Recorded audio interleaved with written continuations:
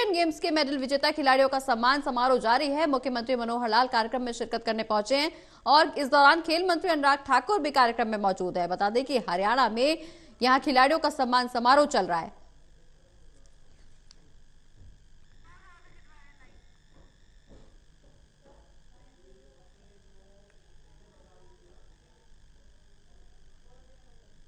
तो मुख्यमंत्री मनोहर लाल कार्यक्रम में शामिल होने पहुंच गए हैं। एशियन गेम्स के मेडल विजेता खिलाड़ियों का सम्मान समारोह कार्यक्रम यहां आयोजित किया गया है। भी थे 44 में से आज 22 यहां उपस्थित हैं। 22 के माता पिता यहां आए हैं। मैं सभी खिलाड़ियों को बहुत बहुत बधाई और बहुत बहुत शुभकामना देता हूं।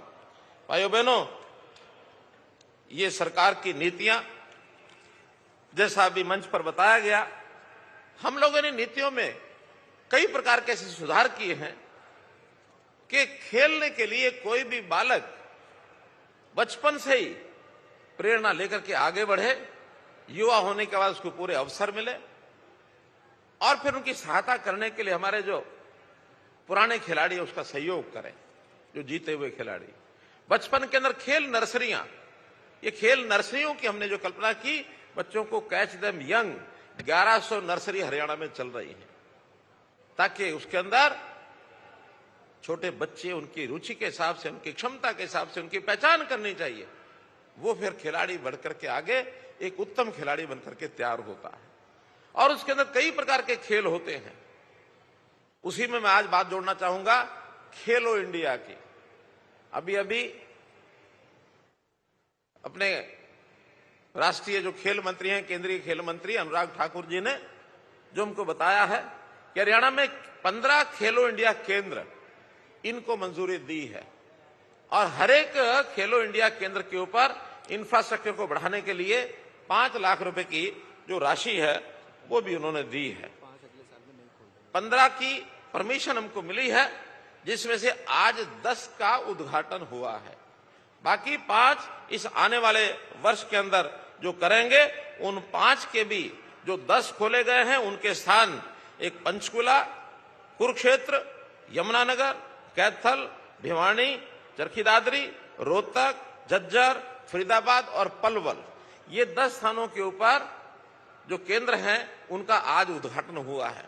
अन्य जो 5 रह गए हैं उनको भी अगले वर्ष के पहले जिसमें हिसार, सिरसा, नूंह, सोनीपत और जहां हम बैठे हैं करनाल, यहां भी ये सारे केंद्र इस अगले साल में होने वाले हैं।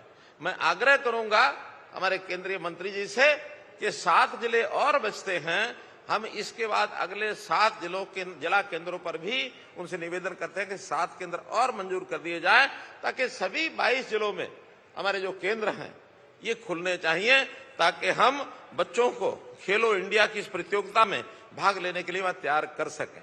चाहे फिर वो नेशनल गेम्स हो, आगे एशियन गेम्स हो, ओलंपिक गेम्स हो, सबके अंदर आगे बढ़ने की प्रेरणा हम अपने खिलाड़ियों को बहुत सी योजनाएं बना करके देते हैं। अब इसमें से बहुत खिलाड़ी मेहनत करके अपना एक स्थान प्राप्त करते हैं। जैसे आज गोल्ड मेडलिस्ट प्रथम आए, सिल्वर मेडलिस्ट सेकंड आए, ब्रॉन्ज वाले थर्ड आए। कुछ केवल पार्टिसिपेंट्स हैं, हमने पार्टिसिपेंट्स के भी प्रोत्साहन के लिए उनको भी राशि देते हैं, ताकि उनका भी हौसला बढ़े और वो भी आगे बढ़े। जो लोग मेडल विनर्स हैं, मेरा इनसे एक आग्रह है कि इनको अपने स्थान को इंप्रूव करने के लिए आगे बढ़ना चाहिए। इसी स्तर का खेल है तो उसमें अपना स्थान ऊंचा कैसे करें, थर्ड से सेकंड कैसे आए, सेकंड से फर्स्ट कैसे आए, और फर्स्ट वाले को कहूंगा कि किसी और को फर्स्ट आने ना दे, अपने आप को फर्स्ट बनाए रखें। तो कंपटीशन में इस भावना को लेकर के आगे बढ़ेंगे तो नए नए खिलाड़ी और आगे उभरेंगे। और जो आज एशियन खेल रहे हैं तो आगे बढ़कर के ओलंपिक में इसके तैयारी के लिए अपनी जी जान लगा दें, ताकि ओलंपिक जो हाईएस्ट खेल होता है उस हाईएस्ट खेल के लिए हम लोग जो है आगे बढ़ सकें, ताकि दुनिया किसी तरीके से भारत को पहचाने और भारत में हरियाणा को भी पहचाने। क्योंकि एक बात से हमें बताने में भी मुझे संकोच नहीं है हरियाणा देश की टैली में तो ऊपर आया है, काफी प्रथम है। आज सभी प्रदेशों में नंबर 1 पर हरियाणा है, यदि हम अपने प्रदेशों की बात करें। लेकिन दुनिया के जब देशों की बात करते हैं तो भारत को भी प्रथम आने में बहुत समय लगेगा। हम अभी बहुत उस टैली में नीचे हैं। उस टैली को बढ़ाने के लिए हरियाणा तो अपना योगदान करेगा ही, साथ में बाकी प्रदेश भी अगर जुटेंगे तो निश्चित रूप से एक समय आएगा कि भारतवर्ष दुनिया की टैली में सबसे ऊपर आए। इस प्रकार से हमको करना है। आज हरियाणा की खेलों में जो उपलब्धियां हैं वो बड़ी बेमिसाल हैं। 2012 के अगर लंदन में जो ओलंपिक हुए थे उसमें 6 पदक जो मिले थे, 4 पदक उसमें हरियाणा के थे। ये आज का विषय नहीं है। उस समय से 2016 में रियो ओलंपिक में हमारी 2 बेटियां जो जिन्होंने मेडल लिए थे उसमें से एक बेटी हरियाणा की थी। 2021 के ओलंपिक में भी 7 में से 3 ओलंपिक ये हरियाणा से आए थे। ऐसे ही हमारे जो स्वर्ण पदक विजेता Neeraj Chopra track and field खेल का पहला स्वर्ण पदक ये नीरज चोपड़ा ने ये जीता था। तो इस प्रकार से खेलों की सूची बहुत लंबी है जिसके अंदर हरियाणा का अपना स्थान है। हर खेल में जैसे मैंने बताया 30 से 40% तक हरियाणा की भागीदार होती है। खेलो इंडिया में भी अभी पहला जो खेलो इंडिया हुआ था 128 पदक में से 41 जो पदक है वो हरियाणा ने जीते थे। खेलों को इनाम के नाते से जैसा आपने देखा कि गोल्ड मेडलिस्ट जो ओलंपिक में उसको 6 करोड़ रुपया हरियाणा देता है। इसके अलावा और भी बहुत प्रकार की सुविधाएं हैं। नौकरी की सुविधाएं भी जो मेडलिस्ट हैं उन सब के लिए हमने तय की हैं।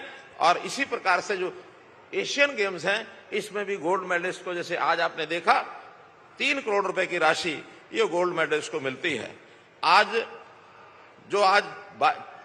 44 खिलाड़ियों को जो नगद राशि दी गई है, आज तो एक टोकन जैसा होता है, इसके बाद इनके खातों में राशि शाम तक ही पहुंच जाएगी। वो 81 करोड़ रुपए की राशि ये कुल मिलाकर के दी है, कुल 81 करोड़ रुपया है। अब एक सुझाव मेरे मन में आया, किसी ने कहा कि अच्छी बात है, खिलाड़ियों को सेहत बनाने के लिए कुछ ना कुछ और भी करना चाहिए। तो मैं एक छोटी सी चीज और जोड़ता हूं, बहुत बड़ी तो नहीं है, कि ऐसे इन सभी 44 खिलाड़ियों को एक वीटा घी का टीन, ये भी एक आज मैं अनाउंस करता हूं, इन सबको दिया जाएगा। वीटा घी का एक टीन, ताकि खाओ पियो खेलो और अपनी सेहत बना करके आगे बढ़ो। इस नाते से भी इस काम को हम करेंगे। तो आज इस अवसर के ऊपर कुछ और चीजें, क्योंकि अपेक्षा रहती है कि इस अवसर पर कोई अनाउंसमेंट्स भी ऐसी करनी चाहिए, तो मेरे दिमाग जो मैं जब डिपार्टमेंट के साथ बैठ करके हम लोगों ने जो तय किया है उसके अंदर एक है कि छोटे छोटे स्थानों पर जो खेल होते हैं गांव में, शहर में, तो वहां कुछ इक्विपमेंट्स की डिमांड आती है हमारे पास। चाहे वो वॉलीबॉल के नाते बॉल्स की बात है, या कोई नेट की बात है, फुटबॉल की बॉल और नेट की बात, बास्केटबॉल की बॉल की बात, handball, boxing, wrestling, judo, cricket, इनके लिए जो इक्विपमेंट्स हैं उसके प्रोविजन को हम 2023 के अंदर एक नई पॉलिसी बनाई है हमने। अभी 13 तारीख को उसको घोषणा कर दी है। तो जहां की जितनी डिमांड होगी उस हिसाब से ये सामान ये देने की हम पॉलिसी इस साल से बना रहे हैं कि गांव में, शहर में, जहां भी छोटे छोटे स्थानों से इन खेलों को बढ़ावा देने के लिए सामान की जरूरत है हम देंगे। इसी प्रकार दूसरा, कुछ खेल ऐसे हैं जो हमारे राष्ट्रीय खेलों की जो सूची है उसके अंदर नहीं आते हैं, फिर भी मान्यता कुछ खेलों ने, कुछ एसोसिएशन अपने बढ़ा रखी हैं। ऐसे जो छोटे छोटे खेल, नए नए खेल, जब तक वो किसी खेल श्रृंखला का हिस्सा नहीं बन जाते तब तक उनको इनाम जो है गोल्ड मेडलिस्ट का या सिल्वर मेडलिस्ट का, ब्रॉन्ज मेडलिस्ट का, जो इनाम हमारे सामान्य खेल नीचे लेवल के होते हैं वो उनको भी दिए जाएंगे।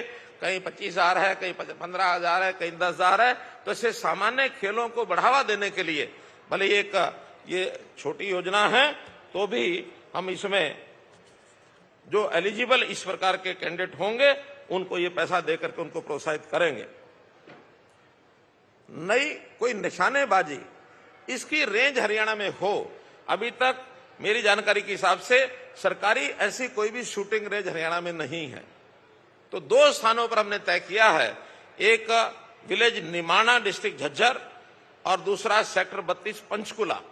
इन 2 स्थानों पर और निशानेबाजी के 2 प्रशिक्षण केंद्र ये हरियाणा की ओर से खोले जाएंगे।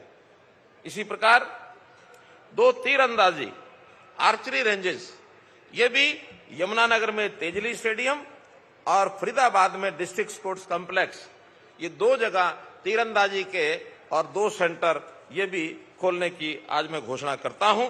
तो इस प्रकार से आज के इस खेलों के अवसर पर आपको मैं बहुत बहुत बधाई और बहुत बहुत शुभकामना देता हूं, और इसी प्रकार से आप आगे बढ़ करके और अपने देश प्रदेश का नाम बढ़ाते रहें। बहुत बहुत धन्यवाद, बहुत बहुत आभार।